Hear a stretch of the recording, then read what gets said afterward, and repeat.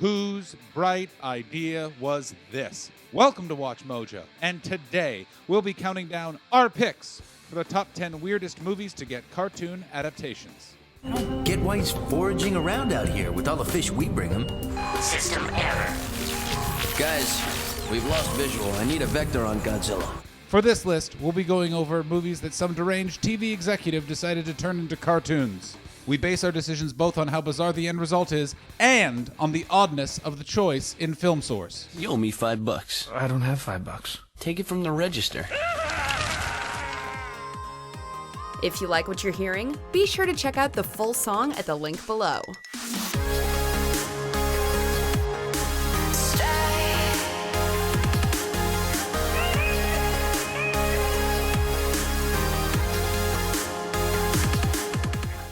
Number 10, Napoleon Dynamite. A quirky classic comedy film about the awkward teenage titular character Napoleon Dynamite. It's an acquired taste, but one many people enjoy. Stay home and eat all the freaking chips, Kip.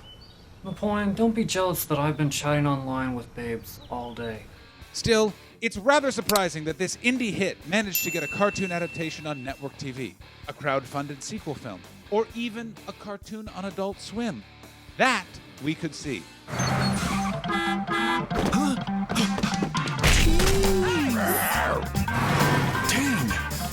Unlike the majority of the movie to cartoon transitions on our list, this one managed to retain practically its entire original cast. Have you boys seen my cabbage? Sadly, it wasn't enough to keep the show on air for more than a season, as its offbeat humor didn't translate to high ratings. This is the best freaking day of my life. Number 9, Godzilla. The 1998 Godzilla movie went over like a ton of fish with audience and critics alike. That's a lot of fish.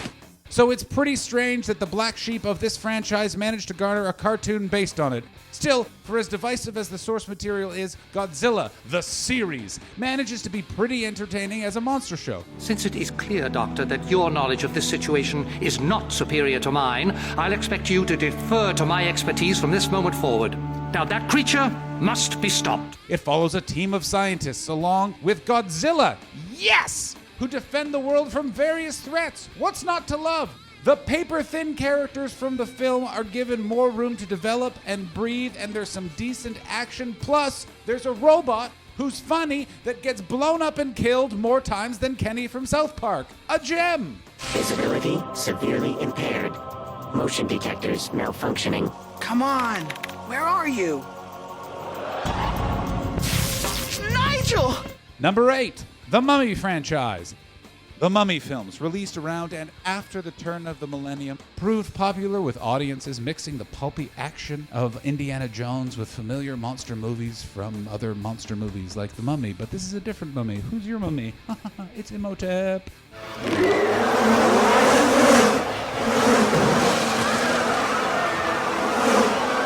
Although this does seem like good fodder for a cartoon, albeit with a lot less focus on disturbing deaths involving scorpions, the resulting animated series does shift focus in a really odd way. It began in ancient Egypt with an evil high priest named Imhotep, who possessed the scrolls of Thebes and sought to steal the manacle of Osiris. While the films primarily centered on Rick and Evie as the protagonists, the animated show instead featured their son Alex in a more leading role, no doubt in an attempt to pander to kids. Whoa, it's Alex O'Connell soaring into the lead of the Olympic bobsled. Uh-oh, race over. Whoa! Gotcha, sport. The whole family ends up fleeing the mummy Imhotep, resulting in globe-trotting adventures which somehow seem a tad forced. Number 7, Police Academy franchise. The Police Academy movies. They are a series of lowbrow and, let's be honest, crude as heck comedies that typified the humor of the lowest common denominator, at least during the 1980s. What are you in for? I'll show you.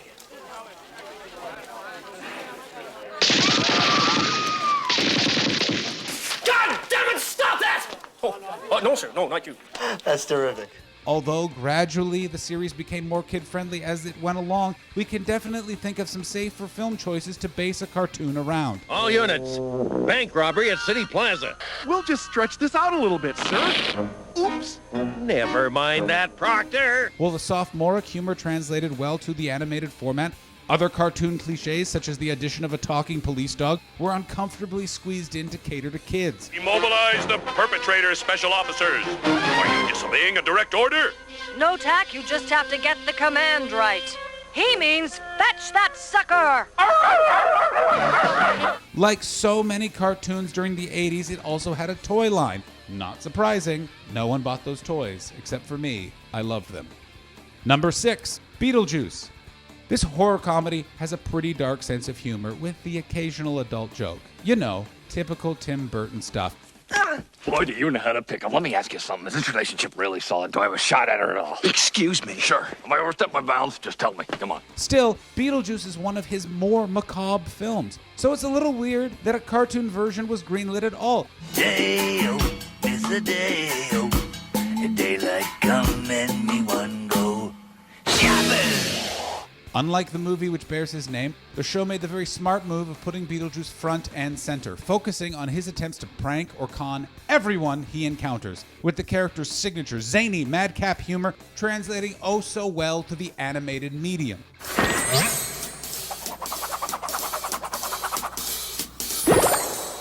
top hat And tail. We're not sure why this show happened, but we're kinda glad it did. Number 5, Back to the Future franchise. These classic sci-fi films about Doc Brown and Marty McFly and their time travel adventures wrapped up pretty neatly, though with the possibility for further adventures left open. Where we're going, we don't need roads.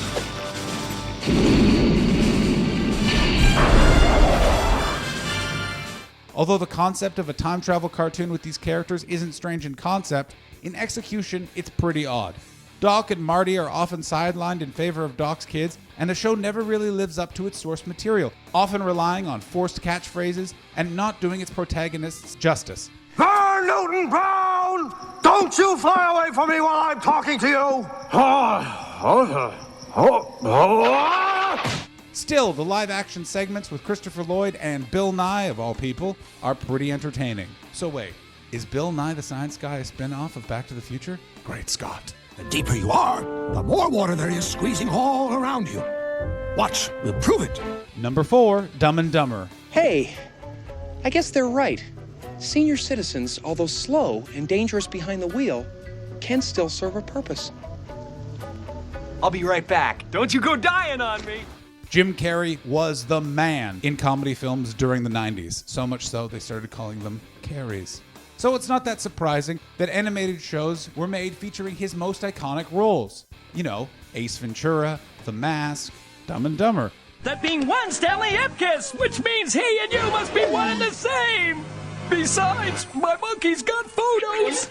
All of these series, by the way, came out roughly around the same time, which is pretty weird. Now, Ace Ventura and The Mask make sense as cartoons. They're larger-than-life characters, but Dumb and Dumber is arguably the biggest head-scratcher among the group. Sure, the movie's juvenile humor made it a big hit with kids and fans of toilet humor, but this short-lived show had us questioning the intelligence of whoever's idea it was to include a purple talking beaver in the series. The movie had a parrot. Where's the parrot? Sure, the parrot doesn't have a head. You can animate that. Why do I have to come up with all the good ideas?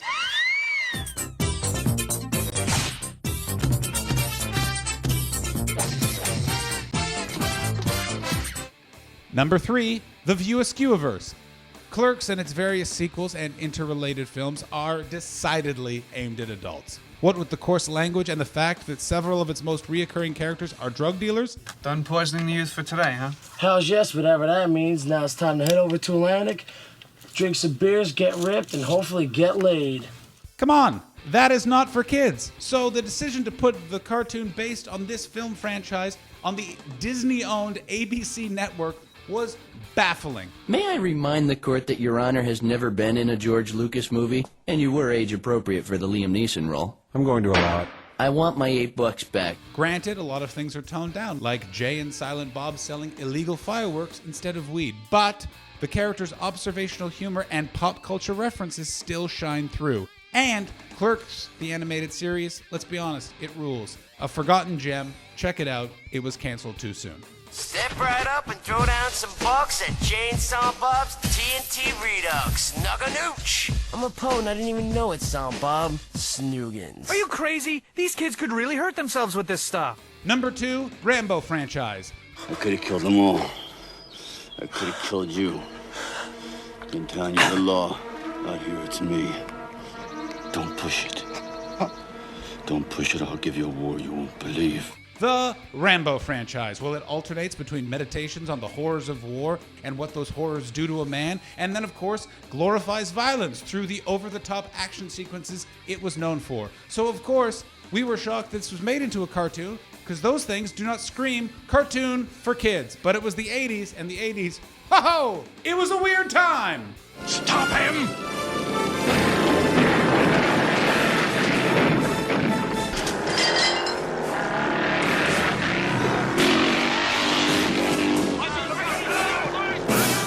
However, the decade was also all about military-themed animated shows, so Rambo was able to capitalize on the success of similar shows like G.I. Joe, but it's really jarring when you compare the source material to a cartoon made to sell toys, because of course it was. It's a cartoon. That's what cartoons do. Rambo, the force of freedom.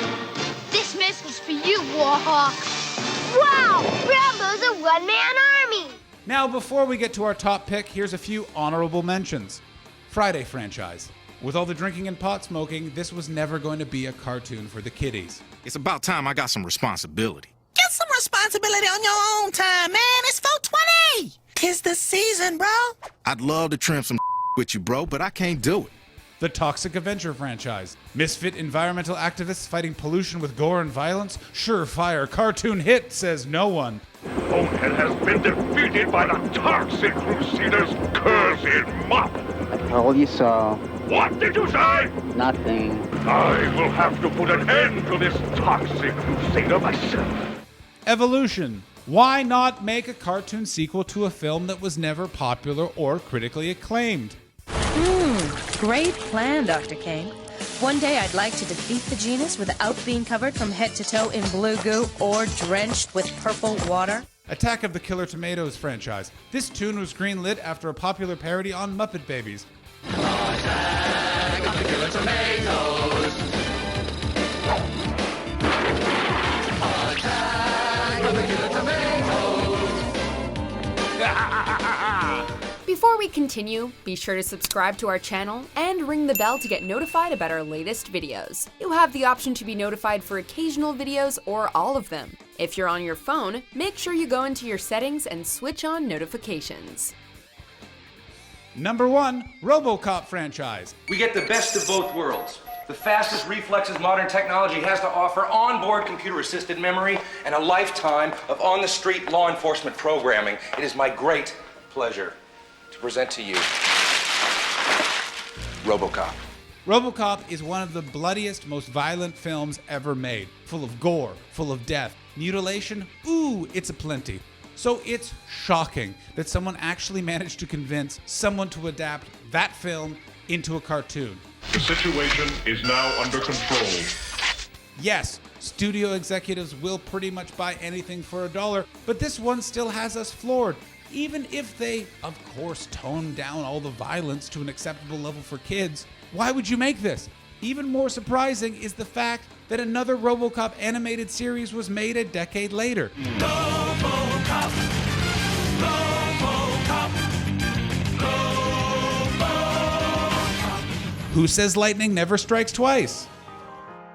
Do you agree with our picks? Let us know in the comments. And hey, if you're a fan of the song playing right now, be sure to check out the music video for it right here.